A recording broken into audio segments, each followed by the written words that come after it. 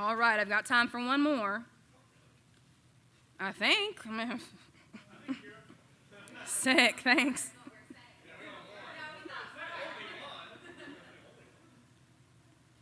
I picked which ones to read, and then I got here, and I was like, oh, I'm not sure. And then I listened to everybody, and I was like, I want to fit their vibe.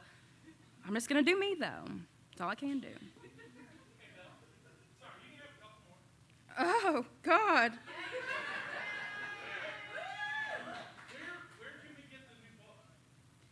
Well, since you asked, there's some over here. I didn't even think about that before I got here. Okay, they're $15 for the one, and then you can get, I have 3. I have Push and Pull, the Observer Effect, and the Holding the Humdrum, and then you can get all of them for $30. Only $30? That's so reasonable!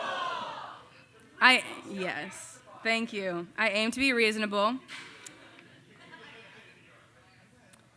Okay.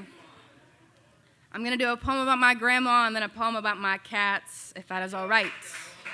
Yes. Okay, this is called Lighting Candles. I called my mama to ask if she'd be mad about me publishing one of the poems about her mama. That's true. After I read it to her, she gave me the opinions I knew she'd have. I come from strong women. I knew what to expect. In that conversation, she told me that my grandma was like a candle in the wind. I had not heard that Elton John song about Norma Jean, but if I knew anything about my mama's mama, it was that she loved Marilyn Monroe. In fact, I got her the finest Marilyn Monroe clock that Kmart had to offer for Christmas one year. It was the one time I really felt like I knew her.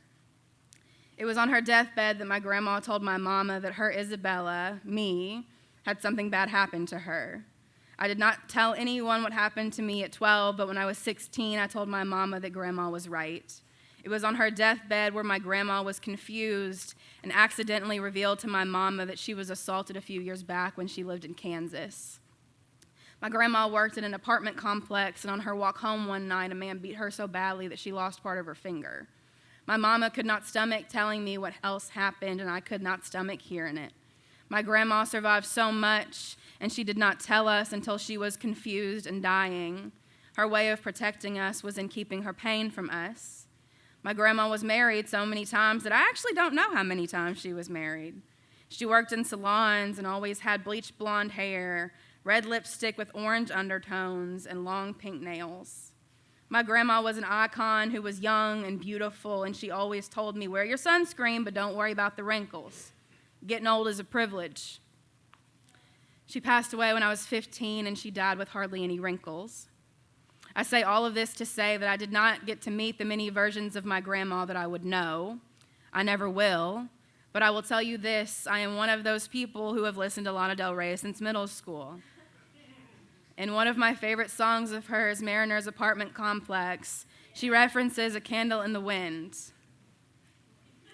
I am only as strong as the women before me, and this is to say that all I want to do with this poem is give my grandma's pain a place to be held other than in solitude.